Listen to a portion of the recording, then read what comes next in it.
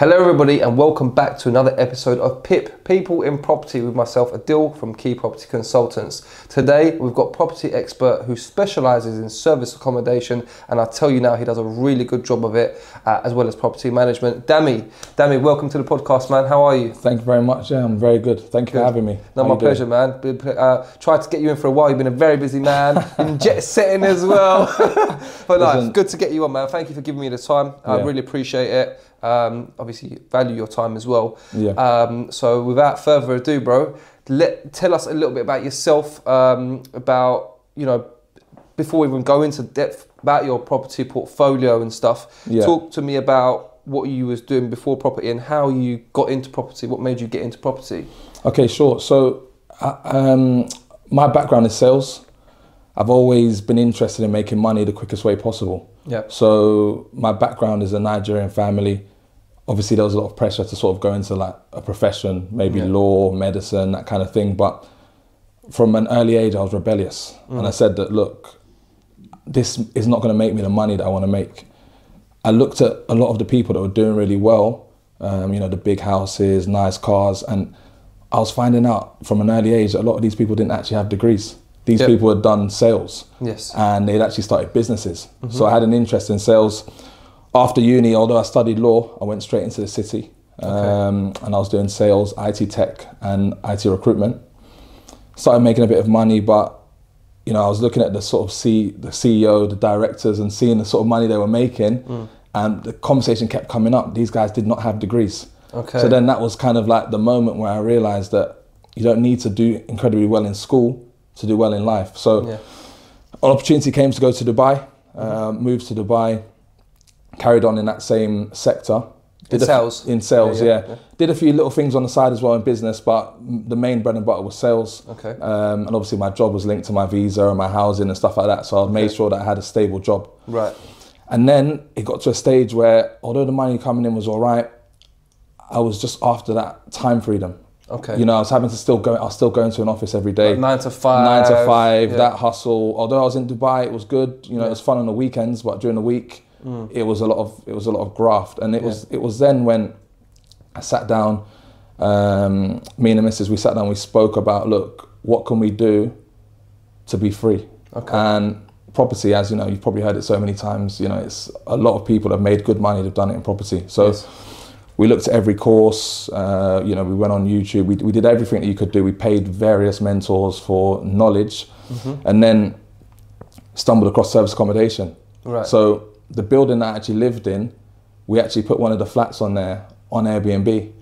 And I'll never forget, a booking came in for 25,000 dirham, which was about $5 grand at the time, straight away, like, you know, basic furnishing, nothing. And I was thinking, you know, I've cracked it. Is this what could you know, do it for us? So got into it, started building it up, was going through all of the trainings, and I actually started I was living in Dubai, but I was deal sourcing deals in London. So you're generating cash flow on the side, entrepreneurial hustle, doing your deal sourcing for UK. Is that for the SA side of things in the UK? That was for SA. So I was actually sourcing deals in Canary Wharf. So I was having investors. I was marketing deals for $3 grand. But just to get them gone quick, I was just selling them for $2 grand. So I was doing a few of them every month. I was selling deals. I met one big landlord, I can't remember his name, but he had a few blocks in Canary Wharf. So we started working together. And then it got to a point where I was making more money in the UK than I was making in Dubai. At your 9 to 5 hustle, you mean? Correct, at my 9 to 5 hustle and all of the hustles I was doing as well. Oh wow, Yeah, so I said, you know what? I think it's time for us to go back to the UK now and just give this everything. So my first target was actually, I want to get 10 rent-to-rent properties, because where I'm from in Kent, where I live, I didn't think there was much of a market for SA. So what I actually started with was rent-to-rent HMO. So when I got, my target was to get, I think, 10 within 1 year. And I'd already had 4, because the first 4 properties I got them from when I was over in Dubai. So I had 6 as in your rent-to-rent, you my had actual 4 rent-to-rent, while you was in Dubai. I had 4 while I was in Dubai. Nice. I sourced, negotiated them, and did everything from Dubai, except the physical viewings, for which I paid a cleaner to go and do that. So I had 6 to go, and then once I hit 10, I realized that there's no limit on what I can do. So the next target was, let's blow this up. So was doing a rent-to-rent HMO, it was going well. This was back in the day when I think you could have 2 you could have up to 5 unrelated sharers across 2 stories. Before the strict licensing came, didn't need licenses. You could literally just make sure it was compliant and safe. And you could make money. And back then as well, rents, we were picking up 5-bed houses for £800. Oh wow! And renting the rooms out for £500. So the rooms are about £800 now. So now rents have pretty much doubled since then. So it was a good time. It was a good niche, and then I pivoted because a lot of people were saying, and even me in my head, to be honest, I thought, will service accommodation really work here? But then I thought, you know what? Let me put 1 room on Airbnb and see. We had a doctor. His name was Will. He booked for 3 months and ended up staying for a year. That's a big booking. It was a big booking. And because we're quite close to Medway Hospital. So then I realized actually, and this was before SA was what it is now and big and people were talking about it, I realized that there was a niche because a lot of these people that are working, they can't get a contract for, with an estate agent for 6 months or a year. But they can get short-term, rentals through us. They want the flexibility as well, isn't it? Flexibility. They've already got their property. They don't know how the job's going to go, etc. So that kind of flexibility, we were offering it. So that's when it really started to blow up because then I said, you know what, this works. I'm going to put my head down and really build this business. So I think we went from about 10 properties to about 30 in quite a short space of time. And then we just consistently built from then.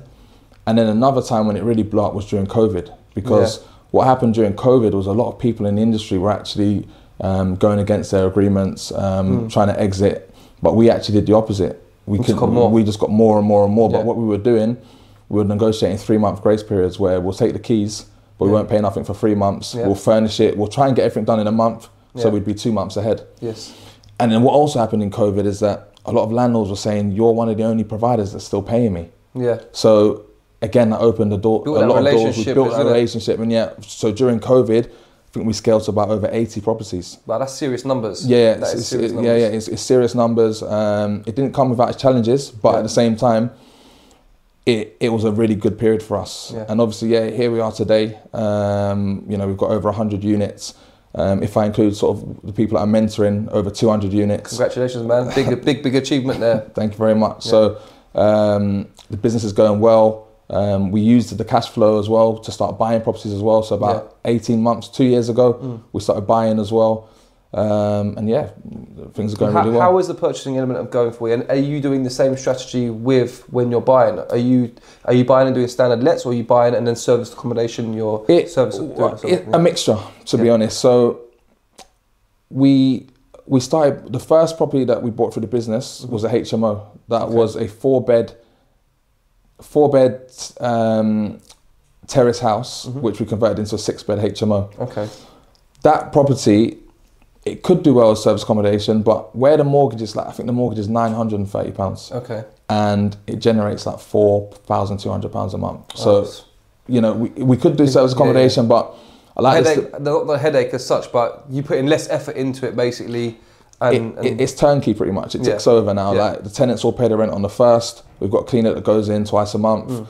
3 of the rooms are en suites. It just works really well. The tenants get along, so it makes sense. The next few properties we bought, turned them into service accommodations, but they were almost like purpose-built service accommodation. So as I was doing a refurb, I knew what I was looking for. For example, one of them, I converted one of the rooms to literally a room dedicated just for a hot tub. Just because I knew. Were these all houses? These were houses. So in Chatham. So Rochester. So, but also because the areas are really good, where we purchased them, demand is really, really high. So, for example, one house that I bought in Rochester, the mortgage on this one I think is about £1,800. This through service accommodation, this generates no less than £4,000 or £5,000 a month profit. So it's really good, but it's because we found a niche and because it's 6 bedrooms. Even though it sounds like really good numbers, they'd have to pay even more for a hotel to house 6 separate people per night for, let's say, months and months rolling. So it works really, really well. It's like going overseas and getting a villa kind of thing, but obviously you're in the UK, you're near where you need to be. Might not be a villa with a pool, but you've got your hot tub. I think you've got pool tables in some of them and stuff like that. Listen, we've done it all. When it comes to trying to put the amenities in, like if I could put a helipad on a house, I'll do it. We've put in pool tables, we put in like 100-inch TVs, projectors, cinema rooms, hot tub rooms, everything. Anything that we think can give us the edge, we put it in, because whatever money I put in, we're always going to get that back. For sure. Yeah. It's a business expense at the end of the day, right? That's it.